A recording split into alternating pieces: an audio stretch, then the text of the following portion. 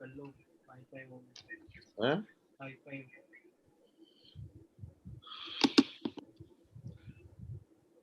I would like to Sir. share the screen. We can start, sir.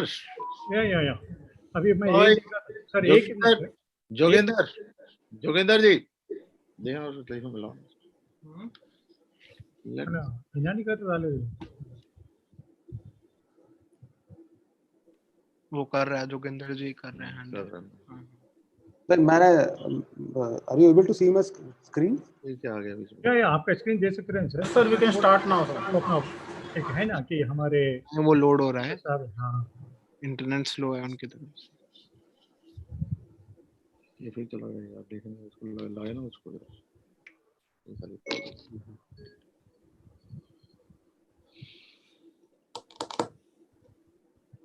जी दीजिए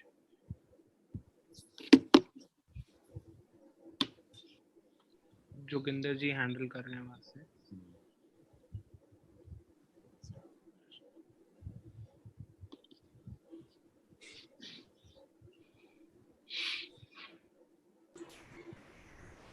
Gupta sir we can start now. Okay, let us Joginder, we can start. Yes sir we should start now sir. Joginder, yes sir we can start now. okay. Good evening, friends. I am your host, K.K. Gupta, Director Resurgent India. You are knowing that Resurgent India is a growing investment banker. We are also registered with SEBI as a merchant banker category 1, and we are dealing with all the financial matters, including the debt syndications, private equity, government advisory. We are also there. We are conducting the TV study also. These are the brief of the Resurgent India. I think this is a 43rd webinar of this Resurgent India under Resurgent India. So I welcome our President of Federation of Telangana Chamber of Commerce and Industry, Mr. Justi, who is a well-known personality. Everybody known to him. He is basically engineer, BE Mechanicals, and he is industrialist also. And he is associated with the Macro Media Digital Imaging and partner in K Logistic. This is a brief introduction for him. I request him to extend the welcome note of the participant here, so a brief of the federations and their activities, and welcome the participant. So over to Mr. Justi. Thank you, Gupta ji. Good evening, every one of you. I mean, all the participants and our panelists, Mr. Dhruv Bajaj, who is the director of Encash, and Mr. K.K. Gupta, of course, Director of Resurgent India, and my good friend and my colleague in the Federation, Mr. Hargobind Prasad, our Vice President, Mr. Ramakant Inani, who is here. Thank you for the brief introduction, sir. And as you rightly said, I'm an engineer, but this jargon of finances sometimes boomerang on me. It's very difficult for me to catch up with the new developments and the new tools that are coming up in this financial world. However, I'm very energetic and open to learning, and I always take advice of people like you, stalwarts, who have been in this business for a number of years and who understand the business better than most of us do. And as a federation head, it's my duty to introduce them to you, people like you, so that you actually give them a lot of inputs and dispel their thoughts, and wrong notions on the banking and the way to go about.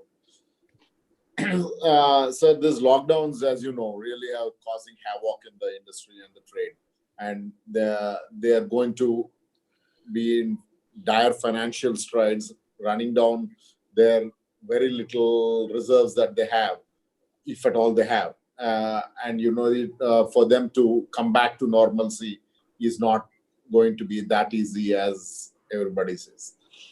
I wouldn't say that, I would generalize that, but it would be the case for most of the MSMEs that most of our members are in. And it is very, very pertinent for them to understand how to get the finances, how to deal with this situation to tide over this cash flow strains, which is the biggest problem that they will face after the lockdown. So to keep this companies and businesses afloat during this economic stress, a hope exists in business and lending opportunities. And in such situations, the alternative trade finance platforms will be able to do step in and provide the necessary solutions for these industries and trade. So we need businesses to find footings once again. All stakeholders, policymakers, businessmen, and financiers will need to adopt stringent approaches towards embracing technology and move forward. Trade finance companies backed by such tech may be indeed be the answer during these times. That is the post-corona times, So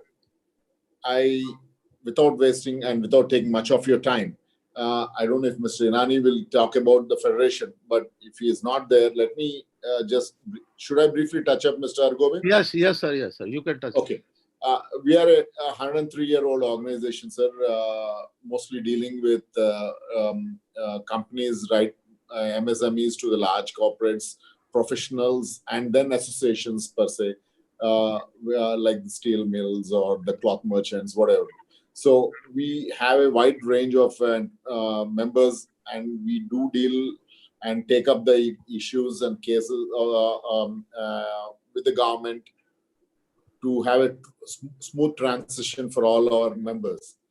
And we are a knowledge sharing platform, and we do take to them the newest or the latest laws and systems that are happening around in the country, and the governments and the policies that the government comes up from time to time.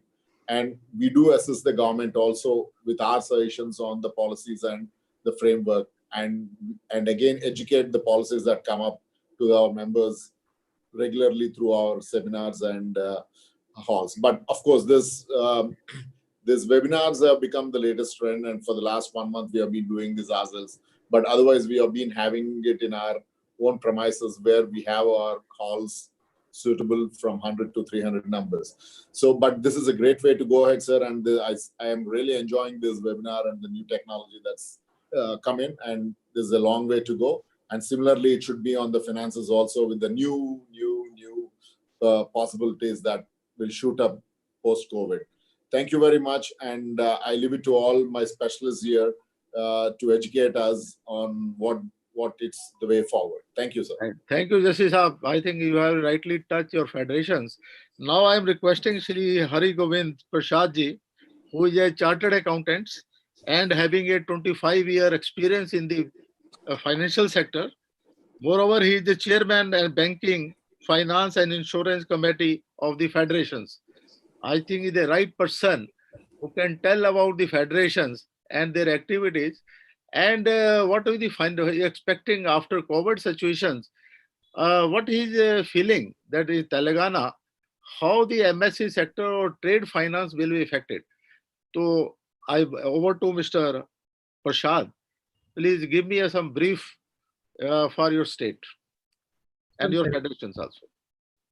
First of all, the whole world, whole government, whole states has been given an opportunity to learn, relearn, and unlearn. And a SWOT analysis COVID has given to entire gamut of a galaxy in terms of knowing themselves very well. What they have been doing conventionally, whether it is relevant today or will it be relevant tomorrow. How far our demand supply, which has been governed by taxes, etc., is. Well, banking is, which was regular, is it going to be in the age of technology of the entrepreneurs, the startups which are coming, is it going to be there? Coming to our state, sir, Telangana is a producing state. We have just separated a few years back from Andhra. Otherwise, both put together had definitely a large presence in the Indian economic contribution in terms of MSME very well. If we come to the MSME, and its employment and exchange earning, Telangana is producing as well as a consuming state. It is a power surplus, skill power sets. It is a hub for the pharma. It is a hub for a digital era. It is a land of opportunities. It is called as a Bhagyanagar also. So, multi 24 by 7 secured place for do anything business. You can come with your money, you can take away the money. But definitely no language barrier, no nightlife barrier, no security threat. So, producing country as well as opportunities of the land is a Telangana state. So globally, all the companies which are looking forward, first destination happens to be Telangana. Our bureaucracy, our government is very positive. We have a TS IPAS system. Within 15 days, if we are not able to give you plug and play things, government is chalaning, paying, putting penalty on the bureaucrats. Such is the things which is nowhere available.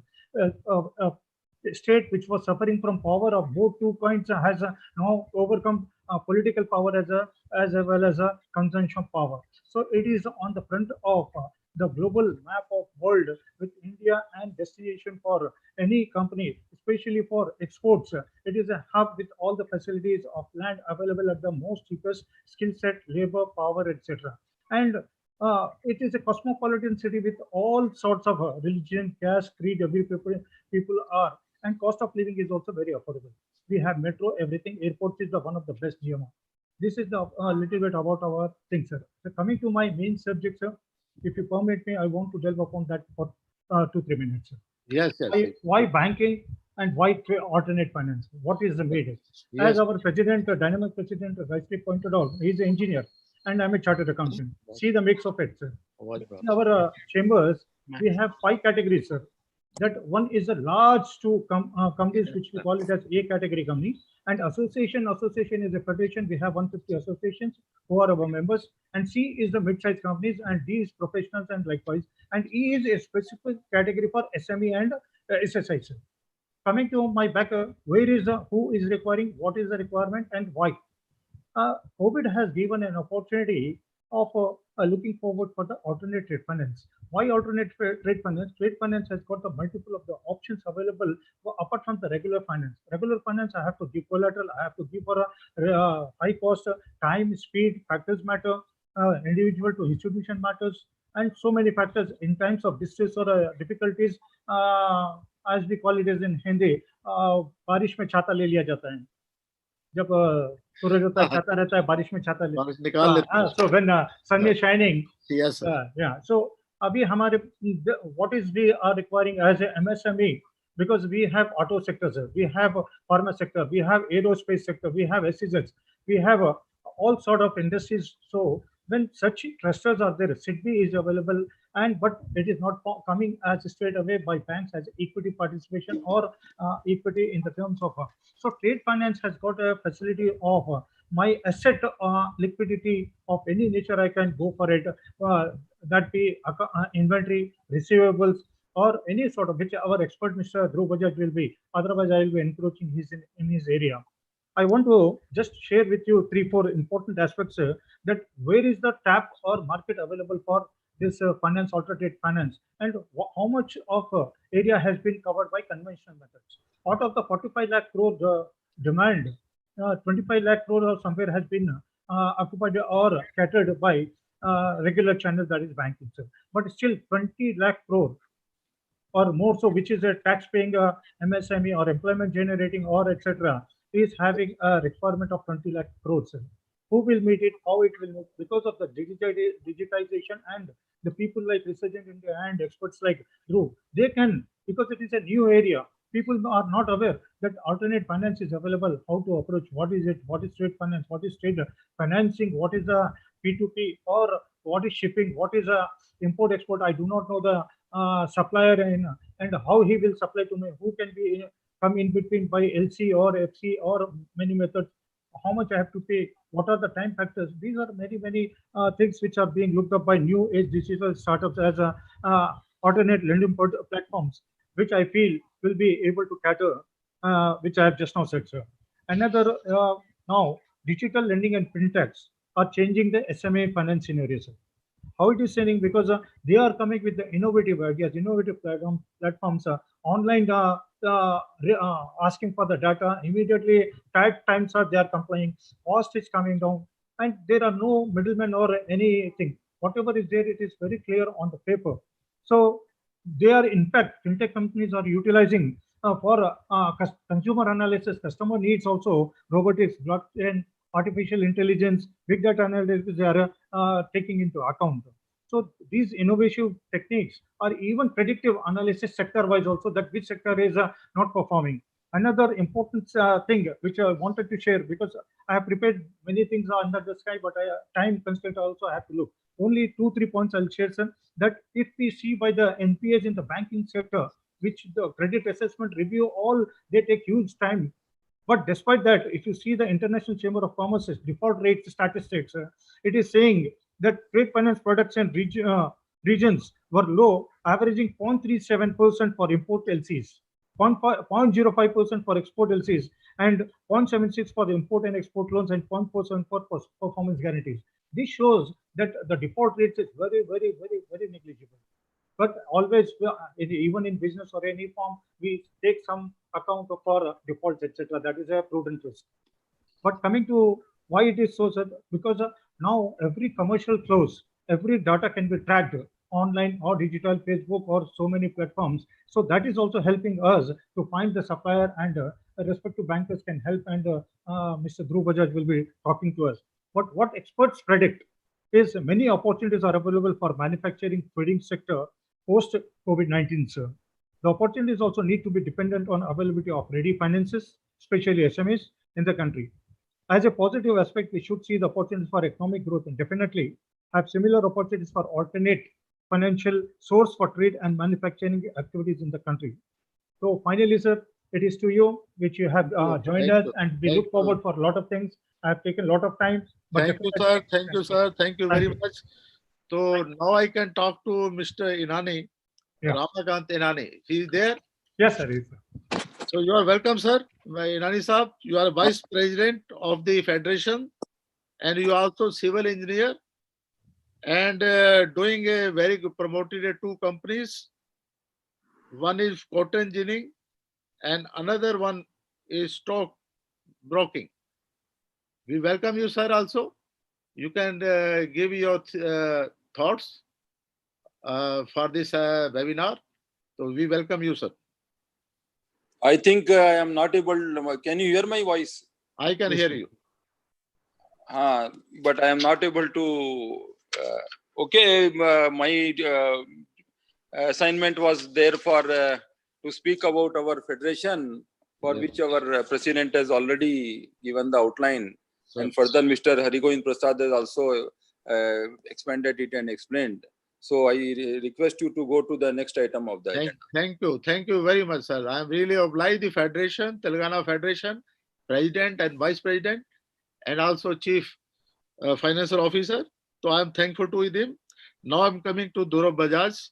Dhruv Bajaj is a BTech, postgraduate in MBA from the Pune, and he cleared the examination of Indian Institute of Banker, and he is a 12-year experience in multiple sections of the banking, finance, business development. He is also director in FICT company, and previously he was with the banker, just like HDFC Bank, and he was with the ICICI Bank and Bank of Maharashtra. He is a certified banker trainer, and he is attending so many training courses, and he is visiting faculty, and he is the right person to talk about the subject of today is a trade finance. What is alternative to a trade finance? You know, the trade finance plays very important role. Either you want to export the goods, so you require one importer who should be there. Like, beside that, there should be some intermediary, just like a bank. Bank will open the LC, and accordingly, the importer bank will open the LC, and they will negotiate by the exporter bank. That is important aspect of the banking. So we will touch when he will touch stage wise. Now I request Mr. Bajaj to highlight what is the traditional what is the how you define the trade finance, Yes, sir. I'll and just thereafter what is traditional trade finance. Then we come to another point. First is what is a trade finance for a common people, and how traditional bank finance now switching over to a new era, a digital, you can say, that will come later on. First, what is the meaning of this define the trade finance? yes, sir. Over to Mr. Bajaj. I would like to thank Mr. Jasti, Mr. K.K. Gupta, and Mr. Hari Govind Prasad to conduct a webinar on such an important topic. This topic is even more important in today's time, wherein corporates are in dire need of funds, but banks are somehow hesitant to lend as in their traditional way of lending. So there becomes roles of companies, fintech companies, to kind of bridge this gap in today's time. So this webinar is basically a brainstorm idea of Mr. Hari Govind Prasad, who basically called me to be part of this webinar, and I'd like to thank Mr. Govind, and I also like to thank again Mr. Ramakant Tirani and Mr. Jasti, and also Mr. K.K. Gupta for that. I will now mute myself. I will now start my presentation. I'll stop the video here just to give an idea about the presentation, because it's a knowledge forum. So I'll start with the presentation and I'll take inputs of Mr. K.K. Gupta in between. Okay. So, okay. So this is the basic agenda which I will be talking to you today. I'll start with defining what I mean with what is trade finance, and then I'll talk about the changing ecosystem in India, and then I will talk about what are the new age trade finance products available in India. If time permits, we will have a further round of discussion on possible impact post COVID-19. So what is trade finance? A trade finance, in any typical trade finance transaction, there is a basic contract between a buyer and a supplier. And based on those particular contract between a buyer and a supplier, the supplier actually supplies and sends the good to the buyer. But what happens is that the buyer is not willing to pay back the supplier on the same date. So there is basically a time lag between the actual receipt of goods and actual payment of against those goods by the supplier. So that requires of a third party requirement in case the supplier wants the payment early. And that third party is normally a bank, an NBFC, or it can be a fintech institution, which basically fund the gap between the goods sent and actual money received. So this is a transaction-backed lending which happens in this is simple terms, what is called as the trade finance. Now, why something like trade finance is important for customers? It basically serves three main purposes over and above the normal working capital lending, normal bank rates which are available. First is that over and above the normal working capital limits, this is much more cheaper source of funds. By this I just mean to say is that normal cash credit limit, for example, for a MSME customer would be in today's time around 8.5% to 9%, whereas an LC backed bill discounting would cost about 6.5% to 7%. So there is clear cut lot of cost saving when you do a trade finance transaction as compared to normal CC or WCDL line. Second is that with the trade finance transaction, you are able to get funds over and above. Sir Dhruv sir थोड़ा आपका screen full करिए sir, it is not visible, थोड़ा screen full screen कर दीजिए. Full screen कैसे करूँ? जरा वहां जाके कॉर्नर में आपका देखेंगे ना, तो आपका ये जो दिख रहा है पूरा हट जाएगा. हाइड था मैं अब सही है? नहीं सर, स्क्रीन ऊपर ही है आपका नीचे का मैटर दिख रहा है, ऊपर में आपका स्क्रीन चला गया, उसको नीचे लिखा है, साइज बोल के लिखा हुआ है. नहीं, मेरा तो फुल स्क्रीन दिख रहा है यहाँ पे. नहीं यहाँ नहीं दिख रहा है स्क्रीन पे, आप देखिए कमेंट्स में भी कई लोगों को नहीं दिख रहा है, जरा देखिए. जस्ट अ सेकंड, मैंने अपने आप को तो म्यूट कर दिया. What should I do? Should I minimise all this? नहीं आप मैंने अपनी स्क्रीन पे फुल स्क्रीन कर रखा है.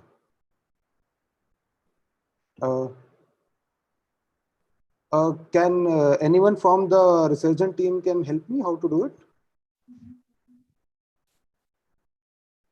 Because in my screen, I can see the complete presentation. Hello? The resurgent को बोलो. Let the issue do it. मेरी screen पूरी नहीं is everyone able to see my entire screen? नहीं, थोड़ी सी प्रॉब्लम आ रही है आपकी स्क्रीन में ना. Screen not coming properly. What you're showing is not coming properly. Just a second, मैं एक बार दोबारा से. हाँ? Okay. एक मिनट New share. क्या बोल रहे हो? या तो क्या करो अपना RIL की PPT दिखा दीजिए ना. अब आ गई है. Now it will come. अभी Now it will come. It is okay, sir. Bajaj साहब, it is okay now. Okay, okay. They have corrected the resurgent people. अभी ठीक है? हाँ ठीक है, अभी बिल्कुल ठीक. Okay. अभी screen पूरी दिख रही है ना? हाँ दिख रही है. तो ठीक है. So basically, the two propositions which I have already talked about from the customer's point of view for trade finance transaction. One is it is much more cheaper rather than normal working capital CC lines. Second, it adds as an additional source of funds over and above your excess limit.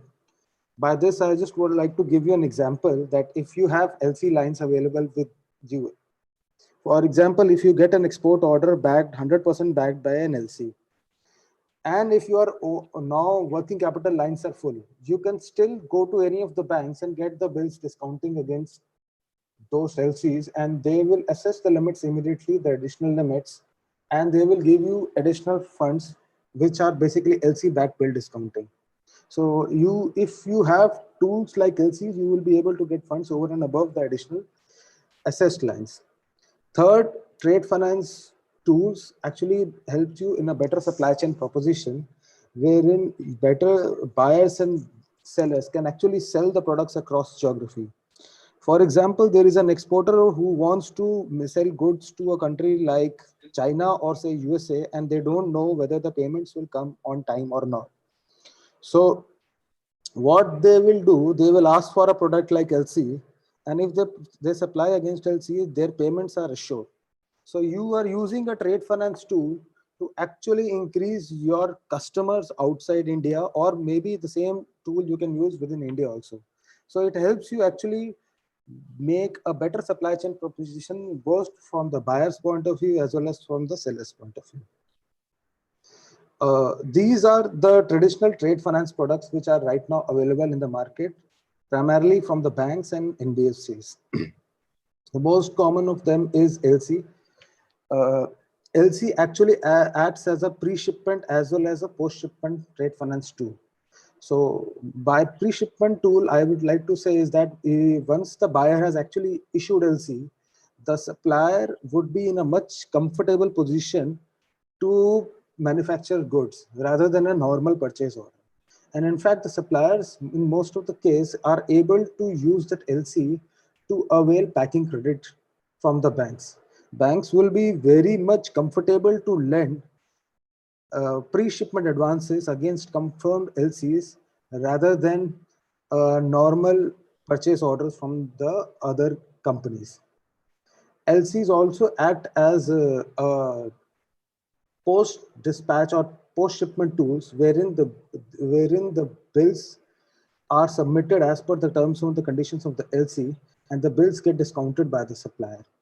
And on due date, buyers also have in today's time option to convert LCs into buyer's credit limits, and they can avail additional timeline to repay their payables as per the terms of the LC. Then there are products like invoice bill discounting and factoring. The difference between factoring and invoice bill discounting is that in case of factoring, the receivables actually goes out of the balance sheet of the seller. Whereas in case of invoice bill discounting, when you discount the bills, they are a part of your debt. So debt EBITDA ratio is much better in case of factoring. However, having said that, in case of non-recourse factoring, it is a much riskier product from the bank's point of view. So in that case, banks normally are hesitant to give factoring products, and they are sometimes a little more costlier than normal invoice discounting. Now, I will request Mr. K.K. Gupta to, since he is a vintage banker and have more than 30 years of experience, to give us some enlightenment about the existing trade finance products, which I showed in the previous slide, so that we, based on the available existing knowledge, we will move to the new trade finance model, sir. Mr. K.K. Gupta, sir. Thank you, Mr. Bajaj. So I think you are covered everything.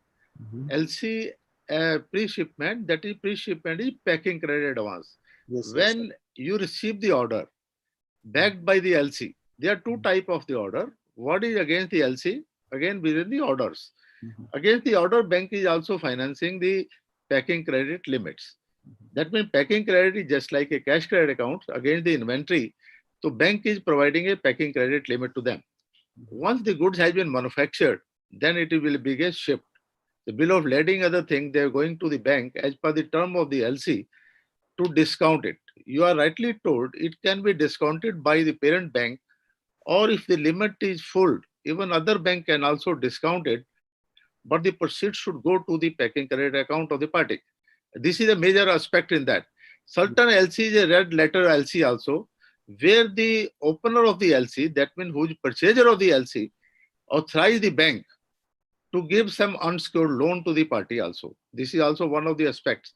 And it can be revolving LC, it can be standby LC, or some banks, even foreign may, what happened, they are talking about the bank guarantee also. Against the bank guarantee, they are discounting the bills or they are giving advance. It is a buyer credit or a supplier credit. And you are rightly touched about the factoring aspects of the bank. Some banks have a separate cell of the factoring, just like State Bank of India and even the IDBI. And there are also Canara Bank also. Canara Bank, and some banks are giving factoring. Yes, Factoring can be with recourse or without recourse also.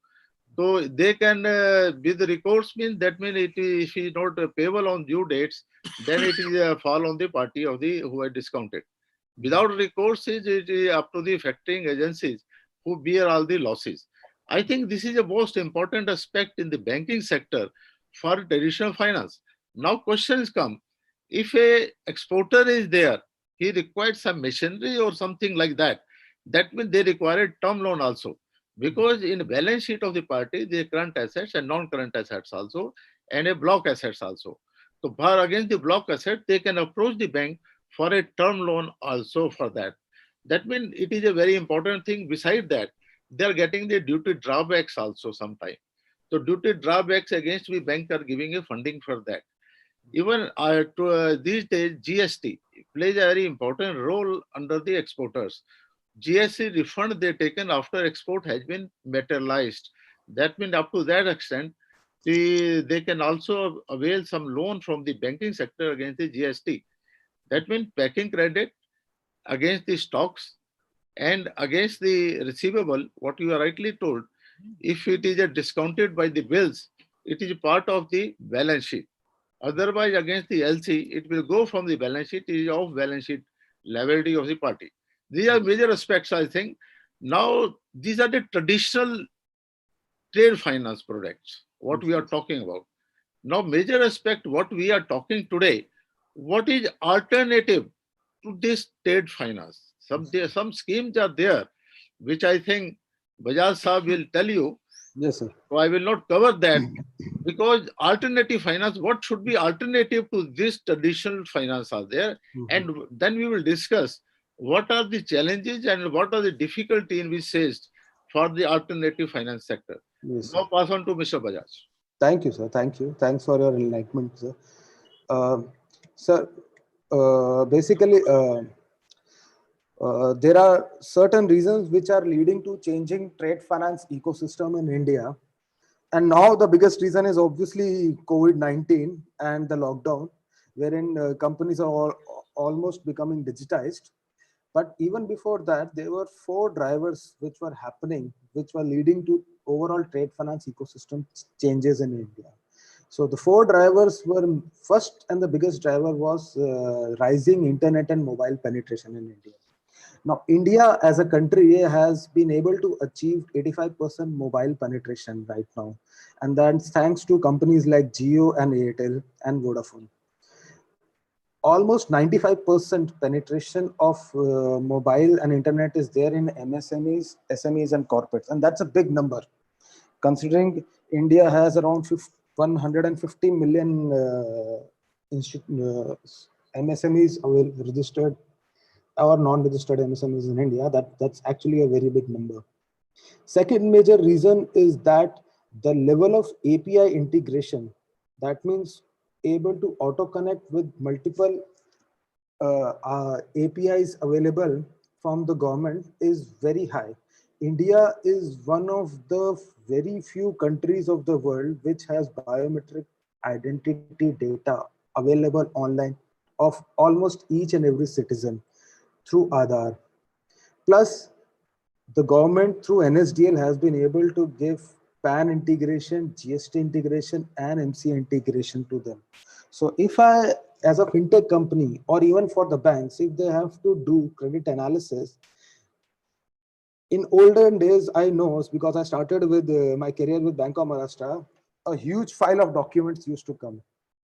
In today's time, the fintechs or the banks technically don't need all those set of documents, because they can take your PAN data confirmed from the NSDL website. They can get your GST data and basically check what has been your quarterly sales and purchase. And through MCA, they are able to check the balance sheet. So 80% of the documentation requirement is reduced because of the huge API integration which is now available in India. Third is the level of regulatory support which has been now given by RBI to promote financial inclusion in India. See, India as a nation has good number of private sector banks, public sector banks. There are cooperative banks available. There are deposit taking NBFCs, non-deposit taking NBFCs. So there are plethora of financial institutions available in India. Having said that, India is still a very credit hungry nation.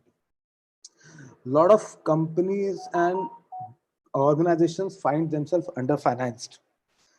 And this has been very much observed by RBI, and they are now very much open to new age technological innovations now in India. 3 years back, they have given licenses to TREDS platform. They have also given licenses to multiple P2P lending platforms, which were not available in India a few years back. Also, they have come up with the guidelines of regulatory sandbox. So in regulatory sandbox, what happens if any fintech company wants to come up with an innovative product, the RBI gives them certain regulatory relaxations to test run their products in a controlled environment. And if they see that these kind of traditional new age products are actually useful in financial inclusion and increasing financial penetration in the country, they will open those kind of guidelines and allow new financial products to innovate in India. Fourth is that there has been innovative technologies which has come up in India, like big data, blockchain, and artificial intelligence. And these technologies are helping you in two ways. First, through big data and artificial intelligence and machine learning, you are able to do credit analysis in a more refined way. Through technologies like blockchain, you are able to secure your transaction in a much better way.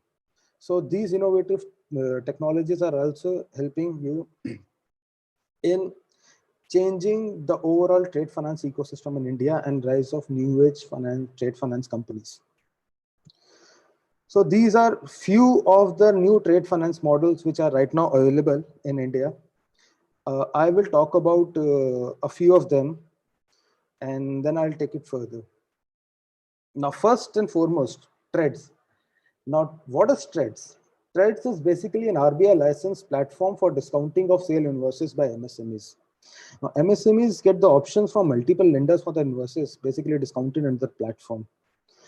The concept of TREDS was actually conceptualized by Mr. Raghuram Rajan in the year of 2013. And under his guidance, the first set of guidelines for setting up a fintech platform like TREDS came in the year 2014. and licenses were given to 3 companies in the year 2015. It took about 2 years for them to set up the operations, and from 2017 onwards, they have been able to start the operations. To best of my understanding, the first year they were able to, all the 3 platforms were able to achieve invoice discounting of around 600 crores. Second year, they achieve around 5,500 crores, and third year, which is the year 1920, the numbers are not yet disclosed yet, but to the best of my understanding, they are around, that would be more than 10,000 crores. So we see an exponential growth in trade receivable discounting system. Presently, there are 3 exchanges who have got license, which are M1 Exchange, InvoiceMart, and NayTrades. More than 25 banks and NBFCs and factoring units are already part of trades. Around 10,000 plus MSMEs are part of it, and about 800 to 900 plus corporates are presently part of it. There could be a bigger number because for the year, for the quarter end March 2020, the numbers are still not declared. What are the benefits for trades? First and foremost benefit is that you get timely invoices, timely finance for the invoices discounted under the trades. The interest cost, because the invoicing happens, finance happens by the reverse bidding mechanism, and multiple financial institutions bid for the same invoice, overall interest cost reduce considerably. Corporates also use a platform like Trades to actually get a product called reverse factoring. With this, they are able to repay the MSME invoices on due date, and they get an extended credit period to repay that. How a Trades platform actually works, something I think a lot of MSMEs should be able to understand. This is typically one of the process flow which is presently available and present on the screen. A seller will upload an invoice on the Trades platform, and on the platform, the buyer will accept those invoices. Once the buyer accepts the invoices, it becomes a factoring unit, and the financer actually bids for those, multiple financiers bid for the invoices. The seller will accept the least possible bid, and based on that, they will financier will disburse the funds to the seller, which are received by the seller within 48 hours.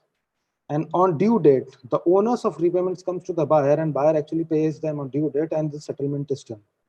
So the buyer pays back to the platform on due date. There are multiple financiers who are bidding for it.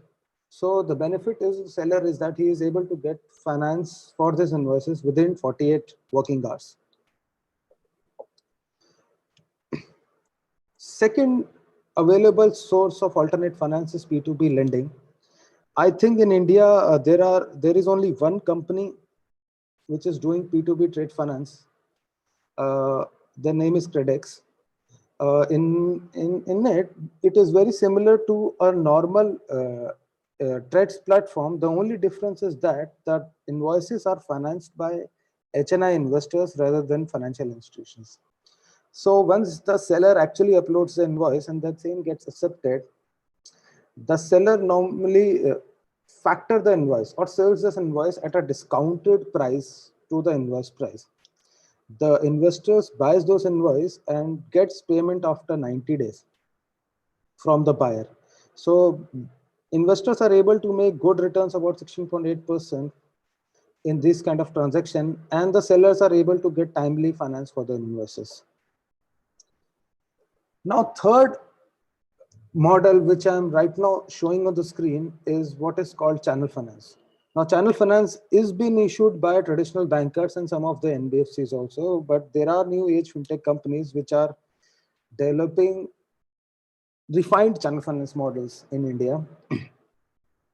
And I know the state of Telangana is full of lot of API and formulation manufacturers in pharmaceutical formulation manufacturers. And I will now urge a lot of pharma formulation manufacturers to actually use these tools, because banks will be hesitant to give you loan on a direct balance sheet, but they will under today or tomorrow, they will be under pressure to give SME funds. So you can use channel finance tool to provide working capital limits to the dealers, to distributor, and in short, you will be able to reduce your debtors in the balance sheet. Typically, a manufacturer enters into a channel finance agreement with the financial institution, and the financial institution based on the credit rating of dealers and manufacturers and the strength of relationship between the manufacturer and dealer, they give limits to the individual dealers. So once the manufacturers does invoicing to the dealers, a financial institution disburse the funds to the manufacturer based on the invoices, and dealers repay those funds on the particular due date. So this is, from the manufacturer point of view, is kind of an off-balance sheet funding which is available to them, and multiple banks are also providing channel finance limit. However, there are other fintech companies which are also doing it. So this is one of the tool which is called as dynamic discounting, and in this is purely a platform-based lending in which there is no third party involved in it, and the negotiation is done between the buyer as well as the supplier. Now, for example, if I talk about the supplier pull method of dynamic discounting, so, a buyer is taking goods from 3 suppliers, and he has to pay all the 3 suppliers after 90 days. And if the 3 suppliers wants to take an early payment from the buyer, all the 3 suppliers will offer cash discounts on the particular platform. Suppose one supplier offer a cash discount of 5%, other at 4%, and third is at 3%. And buyer has enough capital only to repay one of the supplier. So buyer will repay the supplier which is offering the highest discount rate. And in that way, the supplier will be able to get funds before the actual repayment date, and buyer will be able to earn treasury income out of it because he's getting a good cash discount. Dynamic discounting also happens on the reverse way, wherein the buyer sets the discount rates to multiple supplier, and the supplier will, if he is comfortable with those kind of discount rates, he will actually accept those cash discounts and able to discount those invoices. Third, one new model, and this is like a futuristic model. Blockchain is now not very prevalent in India, but in future, almost all the trade finance transactions will happen through blockchain. Now, what is blockchain? Blockchain is basically a distributed ledger system in which blocks of valid transactions are encrypted by a hashing method, and that makes them very secured way of storing the data, specifically the transaction data. Now, blockchain module is used by cryptocurrencies like Bitcoins, and blockchain is very much associated with cryptocurrencies, but the blockchain as a technology is used by multiple industries. As per my understanding and what I have learned from a lot of people who are working on IT modules outside India, almost 80 to 90% of the trade finance transaction in few years from now will happen through blockchain. And the transactions happen with a tool called smart contract, and where miners authenticate these kind of transactions. This is one of the example of a blockchain transaction. There could be multiple way of doing blockchain transactions, but this is one of the example which I've put in front of you. In a blockchain transaction here, a buyer and seller will actually have a smart digital contract in between, and when the seller will dispatch goods, the seller will make an entry on the on the IT module about that he has fulfilled the terms of the digital contract. These will get auto verified by the contract itself, and automatically the buyer some payments gets debited, the payments get unlocked, and sellers get the funds. So in this kind of tool, there is no third party involved. So overall, that leads to a lot of cost saving for the buyer and supplier, because you don't have to do the transaction through multiple banks in multiple countries. So I would, before actually coming to what could be the trade finance post COVID-19. Hey, Bajaj Sahab, I have some point. Yes, sir. So issue is now what you're talking about, the alternative trade finance. You feel that fintech company will play a very important role instead of the bank? Sir, what will happen now, if I take an example of China?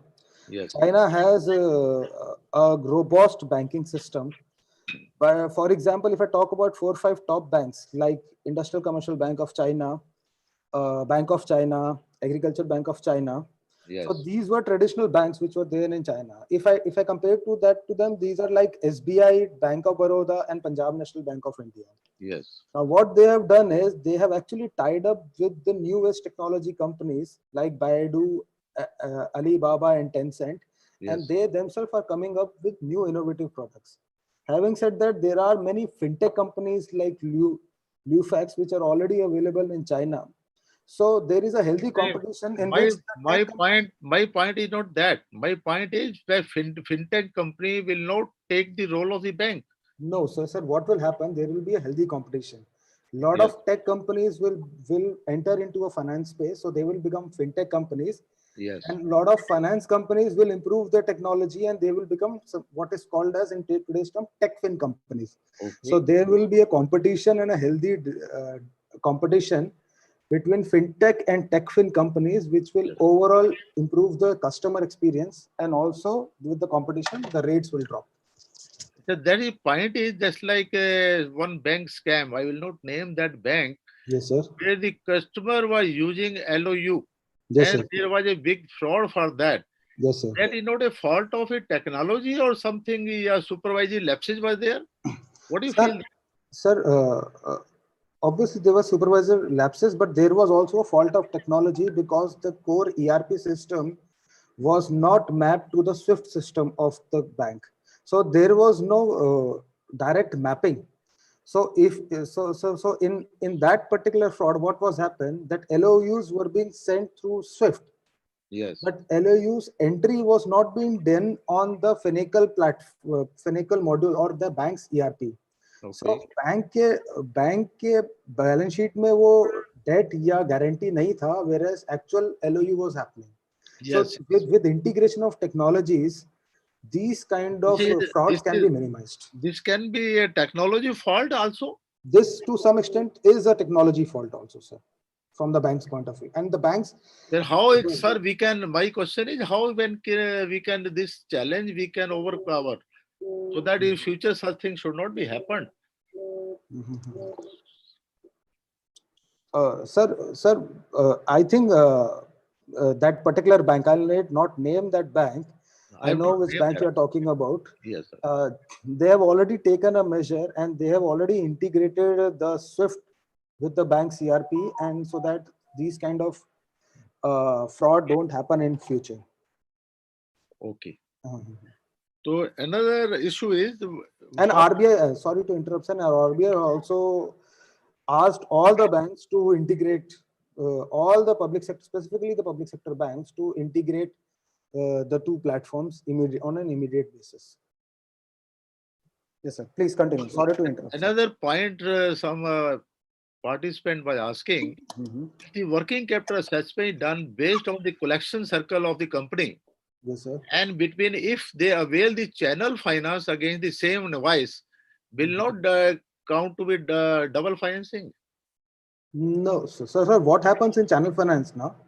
Yes. Once you raise an invoice to a dealer, the dealer will pay back using the working capital lines given by the bank. Yes, sir. So your invoice is repaid. Right. So from the balance sheet point of a manufacturer, yes, his repayment is done. His debtors are now zero for that particular invoice. Right. Now the debt actually comes on the balance sheet of the dealer now. So yes. that is why it is not a case of double financing. But it cannot be. It cannot be. It cannot be. Yes. It's a blockchain technology. Yes, sir. How you feel that it is a safer side for that? Sir, yes, sir. Blockchain will be is a very secure technology, and actually, it is the most safest technology available right now in the world for any kind of transactions. And I'm very sure that for all the future trade finance transactions, blockchain technology, even banks are now making modules to do trade finance technologies by blockchain. I know a consortium of banks run by multiple private sector banks. There are 5-6 banks, and all inland trade finance transactions they have done. Inland trade transactions goes through SFMS, just like export transactions goes through SWIFT messages. Indian trade transactions or Indian LCs goes through an IT module called SFMS. So all the SFMS modules will be through a blockchain backed transaction. In that, see, if I talk about domestic transactions against LC, what you have to do is that you have to confirm the LC from the issuing bank. Now, if the LC is issued through a blockchain transaction, it is already confirmed. Well, it is, you feel that blockchain is a more useful and it is a very risk-free. We can say like this? It is much more safer, yes, sir. Much more safer.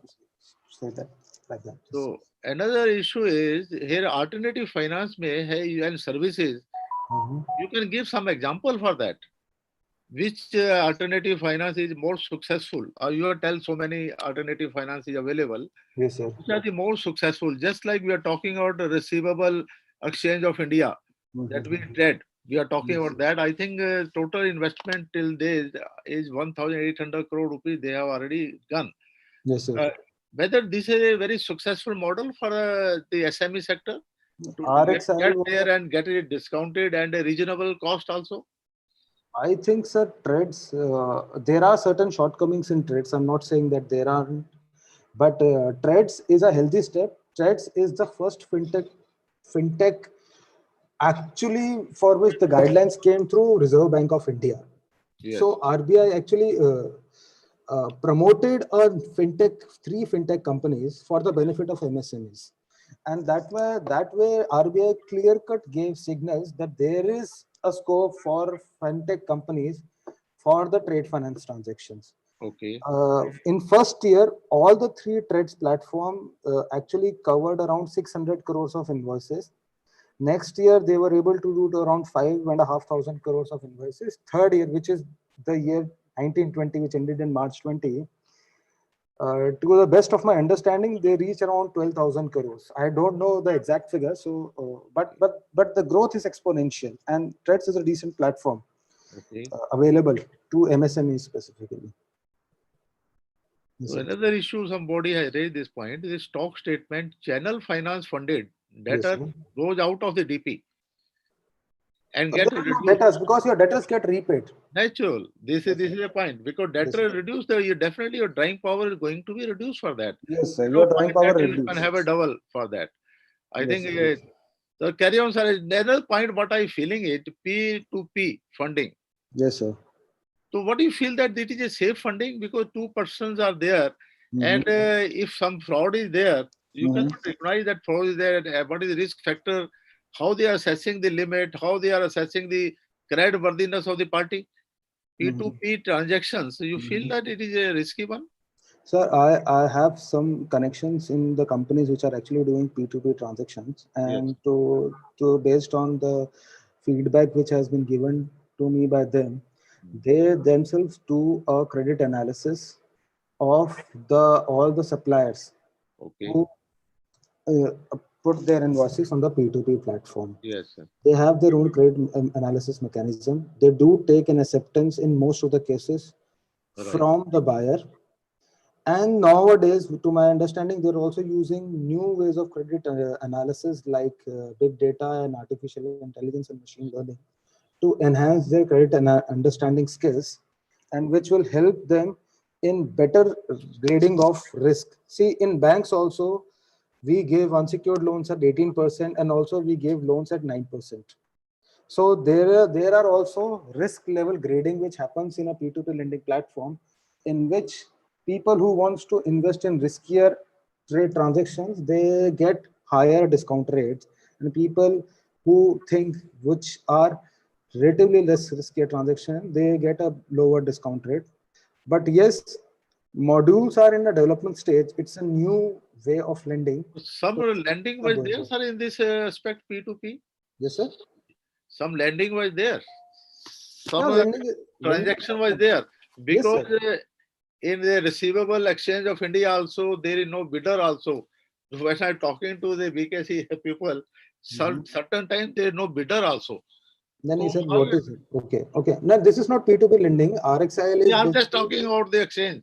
RXL is a trades platform basically. Yes, yes. But So there there must are- be some body there- who should participate in there. No? Yes, sir, yes, sir. So So sir, let we should go ahead. Let me go ahead. Let last time we discuss the any points for there. okay, okay, sir. Okay, okay. So basically, I would like to conclude the presentation by giving what is my view of how the trade finance will move post That is COVID. how we way forward after the COVID-19. This is a Yes, major yes, yes. aspect these days. So, After how you feel that yes, sir. So the I will. alternative financing will be there or traditional banking will be continue to do it, Yes, and what will be cost factor for both way. If yes, I'm sir. going for the alternative lending, but what will be cost? And if you're going for traditional banking, so what will be cost factor for that? And which is the beneficial? Otherwise, the people participants should also understand which are the beneficial and how COVID after COVID, how banking will react on that. Sir, regarding your query regarding the cost factor for between the alternative trade finance as well as the bank funding. Yes, sir.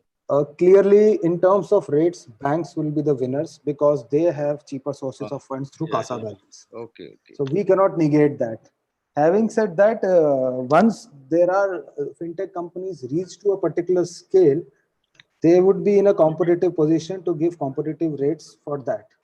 But if there is a market for everything, and at times ROI is not the single factor. You need timely funding. If you go to a bank and Yes. if they say that they will give funding after 3 to 4 months and you're able to lose the business out of it, you will not like it basically. Natural. So you are looking for a timely finance also, Natural. where the cost could be little higher. Right. So yes, rates matter, but timings matter even more in business. And I'm sure Mr. Hari Govind Prasad will be much more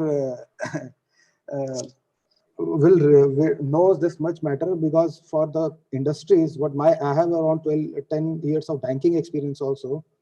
And for them, timely finance is much more important than rate of interest. If I charge them 1% more rate of interest and able to Sir, give major factory there after COVID. All the grading, investment grade will not be there for SME sector. It will be rating will be, you can say, D category or C category. That means a banker will definitely going to increase the rate of interest. Lekin question is how to get the finance. Because Reserve Bank circular only say 3 months deferment of the interest and installments. Yes, sir. And further they are giving 10% as a COVID. Some banks have already started and some banks are giving it. But 10% will not survive the purpose because all fixed expenses, what are there, they will have to pay. Or the salary or their other fixed expenses, they will going to pay it for that. Correct. So that way cost factor will be there. That means Yes, the yes. SME sector going to face a big problem. Yes, Unless the period should be extended and some interest element should also be considered to be reduced. Because after COVID factor, SME is a major hit point and all the export credit, export will are going to be hit. So how you feel that, but the Reserve Bank or the government should come for the SME sector or export sector, what we are talking about trade finance. And what is your mind? Something you can suggest for that? Sir, there are new, if I talk about specifically for SME sector, there are new trade modules which are being worked upon by companies and which could be a good tool for getting long-term funding by the government as well as the short-term funding for the SMEs, and they will serve the dual purpose. Having said that, these are under development stage and I cannot comment further on that. But yes, government has to come up with higher procurement from SMEs. They already have platform for e-procurement from SMEs, and government will see presently PSUs purchase around 10 to 15% of the total procurement from MSMEs, and ideally this figure, as per the last statement given by Nitin Gadkari in the month of Feb 2020, they said we want to raise it to 20% of the 50% of the total procurement. So procurement from MSMEs, government procurement has to increase, but they have to also repay the invoices on time. What happens? In most cases, MSMEs actually sell to the government, but the government institutions don't repay to them on time. So via the platforms like Trades and other platforms, they can unlock their funds which are stuck in the receivables of government and get the funds to make further production. Okay. So I will just put 3 points, which I think, which my opinion based on whatever the statements given by the United Nations and ICC, International Chamber of Commerce. So first is clearly there will be a reduction in demand, and there is going to be a supply chain disruptions because of the COVID-19 lockdown in multiple countries. So this will clearly lead to reduction in the number of trade finance transactions. United Nations Trade and Development Agency stated on 17th March 2020 that there will be a global slowdown in the economy because of coronavirus outbreak, and it will lead to a loss of around $1 trillion. Now, this was a statement on 17th March 2020, and today is 1st May. So already 42 days which has passed for the statement, and this number is expected to increase. Right, sir. Second is that obviously the share of trade finance backed lending will definitely increase in today's time because of the very simple reason that everyone wants to keep cash in hand in today's time. Right, sir. The trust on the repayments has actually reduced. So one of the CFO of a very big company, I'll not quote the company's name, he has clearly said that we will use all the measures, discount all the invoices raised to multiple customers. So whatever the open invoices which were used to be there, now a lot of companies have realized that they have to discount those invoices. He clear-cut stated that our payment terms is 3 months, and I don't know which companies will survive 90 days from today. So I better discount or factor my invoices today to at least save my cash flows. Right, sir. Sir, your point or observation. Yes, sir. Vijay sir, any comment of yours on a stock exchange for MSMEs? That option. Stock exchange for MSMEs. Yeah, MCX. They are already there. Stock exchange is So- already there. I think stock exchange is already there and Already government. there, stock exchange. Only 2-3 observations, Guptaji, which I wanted to make. Yes, I am coming to you, sir. I'm Mr. coming to you I'll only. just complete the last slide and Okay, please. open the forum for the general discussion. Third point which will clearly happen is that the trade finance will get more and more digitized. There will be more blockchain-based transaction, and all the documents will get digitized. And ICC, which is the International Chamber of Commerce, which actually gives guidelines for all the trade finance transactions worldwide, they publish UCC, UCPDCs, which governs all these trade finance transactions. They have called on all the governments to take emergency measures to immediately void all existing legal prohibitions to use electronic trade documents. So what is going to happen? There is going to be e-bill of lading, e-invoices, e-packing list, and all the other documents will become e or online. So because what is happening today is now a document is getting stuck in a particular bank, and the bank is closed because of COVID lockdown, or they are lying in some place and they are not able to release the shipment. So all the trade finance transaction documents will gradually become digitized, and it could be a matter of few months from now also. So in nutshell, there would be a lower number of trade transactions with higher proportions of digitized trade transactions, which is expected. Now I'm done with all my presentation. Thank you very much, sir. So, I am coming to Mr. Prasad. Prasad ji, what is your view about all such things, sir? Sir, first of all, what is industry is expecting is at parity to the agriculture. Whatever you give, waiver, etc., it is at the cost of the taxes paid by the MSME. Okay. What is the RBI circular has given a relief is only a deferment of the interest or the EMI, which is going to come along with the regular. What we are expecting from this is that a waiver or a MCLR rate of interest for working capital should be provided. That is what we are expecting from the government. Okay. Because it is the MSME which will bring back this post-COVID back on the track in respect of 3-4 factors which I will wish to cite to you. Because when we are seeing that there is a feeling of anti-China globally and the industries wanted to move, there are chances available to the government of India where they can work with the statements specific sector wise in the terms of import substitution. Wherever the government of India is making imports, those substitution of the indices can be given in space into the states which are very much coming forward actively. And mother and large industries which are in the ancillary of in the parenting of the mother and large industries are parent to the SME sector. So NABARD, SIDBI, NHB has been given 1 lakh crore, etc., etc. Those are refinancing institution and they don't form part of the equity capital. Here, MSME is looking forward for EMI and interest waiver or deferment. And second part, whatever a trade guarantee fund or innovative fund or emergency fund or risk fund should come into. And this is what we are looking, because cost includes interest cost also, apart from the other factors. Sir, Prashadji, what you are talking about last session, where the High Court with NBFC and some bankers are also there. You must be knowing that State Bank chairman suggested that there should be a risk fund Yes, sir. that should be given. Another aspect, he also suggested that the government should give a guarantee against the loans, because they are very, you know that what is happening here for TLTRO, where 25,000 against only 50% of banks has gone and only 50% they have taken away. The 50% still with the RBI, other thing they are coming up. So these are the aspects here, what you rightly tell.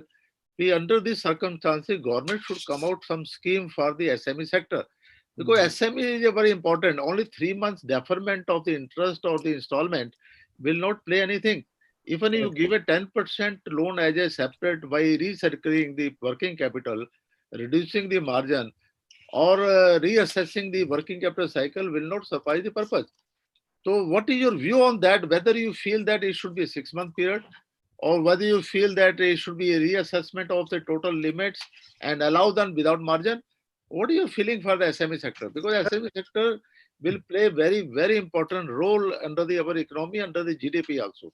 So there are two types of curve which we post COVID we should expect. If it is a weak curve, the 3 months to 6 months will suffice. But what we perceive, or the globally everybody is expecting, is the whole world is divided into between two parts: essential and non-essential. So Yes. food, etc., is essential. They come under weak curve. But when it comes to auto, pharma, construction, or other sectors, SEZs, etc., exports, protectionism has taken the shape in the global world. So U curve is going to come, which I personally feel it will take 18 months to 24 months for industry to survive to the original. Survival is the issue, not the revival, sir. Survival is the issue today, not revival. Oh, okay, sir. So my Now I'm point- coming to Mr. Justi, the president of the Federation, Telangana Federation. Sir, I can ask you as a one question from you. You are there, no, sir? Hello, Mr. Justi. I think he's not there. So Mr. Irani is there. Ramakant is there. Ramakanji, I think he also left. So Mr. Prasad, I am coming to you only this federation. What is your view of the federation? You must have represented something to the government. What type of concession your Telangana state should give to their entrepreneurs? I'm talking about agriculture, I'm talking about the SME sector or a exporter also, which we are talking today. What type of concession you have sought from them? On 3 counts, we have specifically Yes. talked to them, sir, because COVID, MHA guidelines are taking place, and process units which require 24/7 and certain fixed costs are there. With the lockdown, industrialist or SME is running out of the funds for their own survival. And if they are forced to pay salaries, rent, electricity, property taxes, and further, see another, Hindi में कहें तो दोनों तरफ से ढोल बज रहा है. कैसे बज रहा है? Sir, see Yes, this. See, if the details are not going to be receivable unless they make a further additional supply.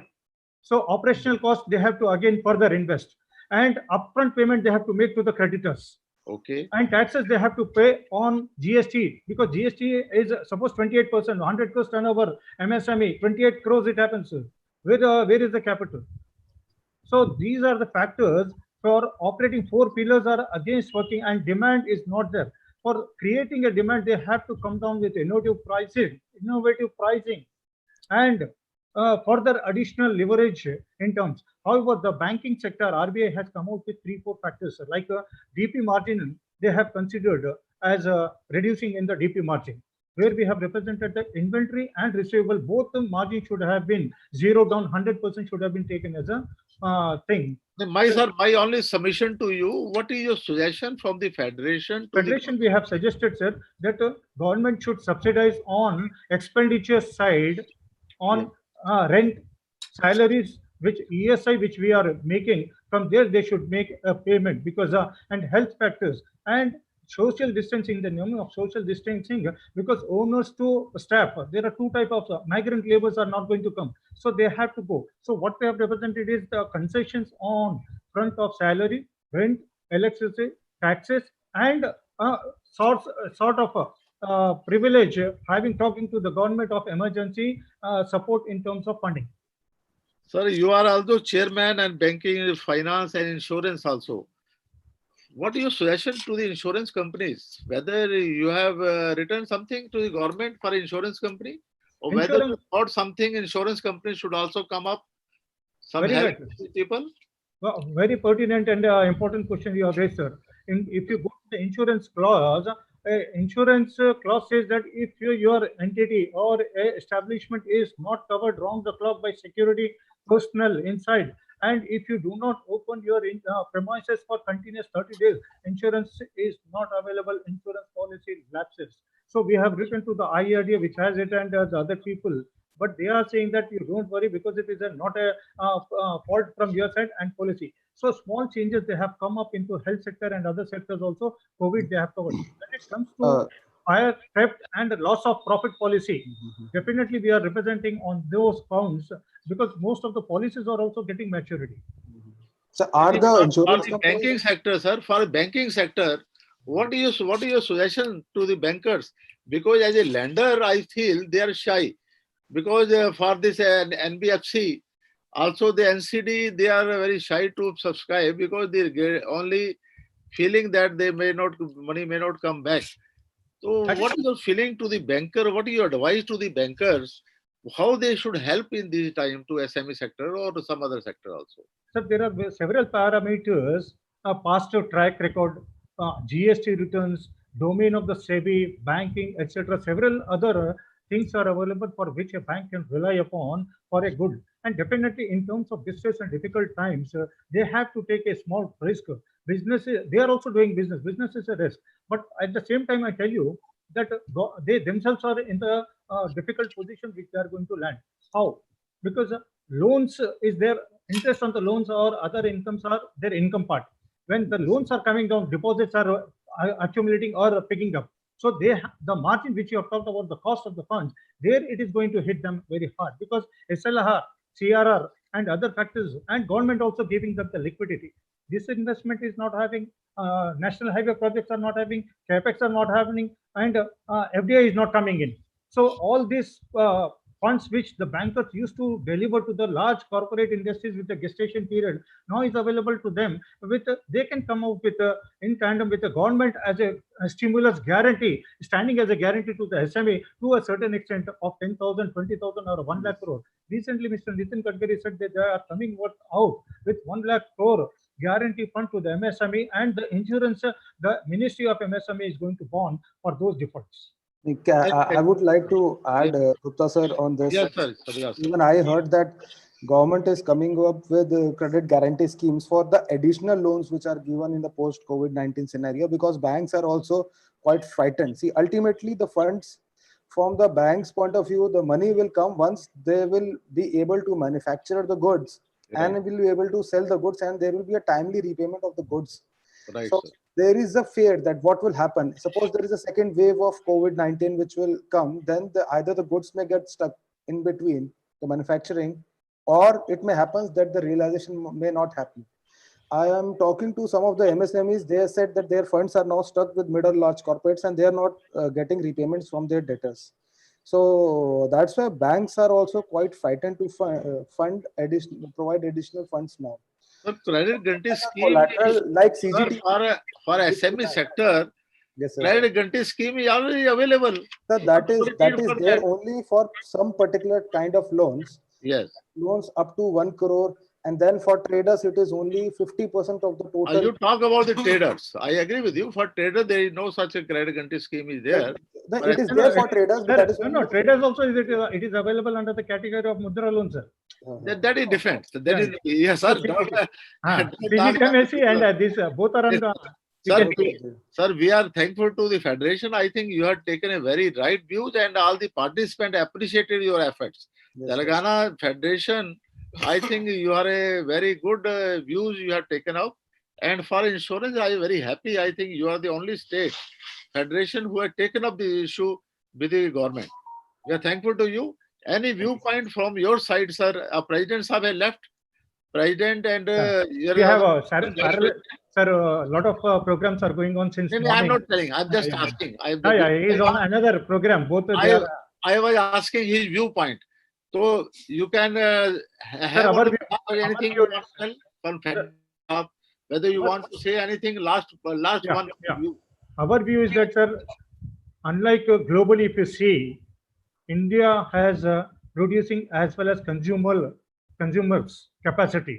Right. sir. What is required is everybody is dependent on individual technocrat, etc., etc. Now, Yes. what is post-COVID-19 is it is a huge government support hand-holding required in terms of first cost of funds, availability of funds. Availability of funds is very high, but it is not being delivered, which RBI should step in that whatever the policies they are making, it should come and be available, whether it is in terms of availability of funds or in the rate of interest. A lot of repo rates have been come down, but it has not come to the MCLR is one of the factors. SIDBI is the rates of financing. MCLR is the basis of funding, sir. If you Right. see by the LIBOR, it is hardly anything, sir. Why you are not allowing the foreign funds to come in at the lower cost? Right, sir. Right. Well, thank you very much, sir. Like, and lastly, Mr. Dhurav Bajaj. Bajaj sir, what is your last suggestion to the participants? Because you are telling some alternative finance available for that. What is your suggestion for that? Which are the best scheme the entrepreneur can go and they can avail it? Sir, all the schemes are best. They depend on what kind of requirements you have and what kind of industry you are working in. Yeah. And I would like to be neutral here. I will not take side of any of the schemes which are available because I'm here as a bank trainer and not as a representative of a particular company. That's why I'm asking you. You as an independent view. So there are all the schemes are good, and you can use it as an alternate source of funds. Because the major factor for the SME is cost of funds.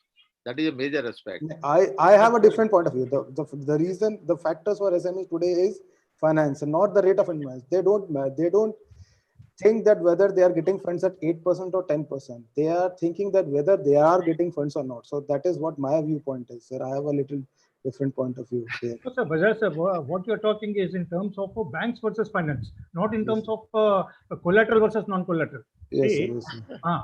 It is a short-term requirement or a long-term requirement. In short-term, I can go for 2-3% because I have a speed delivery Yes, from yes, sir. NBFC or etc. And collaterals also they may not, or my CIBIL also they may not. So I am ready to pay some extra funds because of other factors. Mhm. But it is a business which has to be sustainable.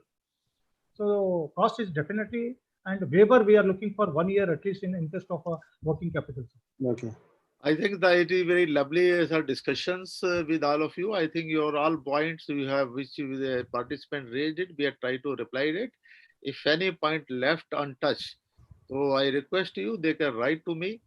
My mobile number 9810266503, or they can write to me as a mail also, kk.gupta@resurgenindia.com. I am thankful to Mr. Bajaj, who has given a very inside story of the things. Other alternative arrangement, you can have it. You can take the benefit of the alternative schemes of the government. And further, I'm thankful to Mr. Prasad also, who is a well-experienced person, and he's representing the federation, Telangana federations, and he had taken very right step to approach the government for the benefit of the SME sectors and other sector also. I'm thankful to you from core of my heart. Resurgent India, welcome. Sir, you kindly give your mobile number. I will be happy to type here. 9810 One minute, sir. I type here. 9810 Uh, 10 1 266 266. 503. No, it is 981010, sir. 9810 266 Uh, 266 503. 503. because it is now visible to all the people. No, That no, is my, my- my mobile number is visible. Sir, on- although I have exceeded time of 30 minutes, I have taken much more from you. Thank you, sir. Thanks a lot, sir. At least I want that for the participants should be benefited our communications. And Bajaj Sahab, you have covered very nicely. We have no word to express your all preparation and came in depth of the study.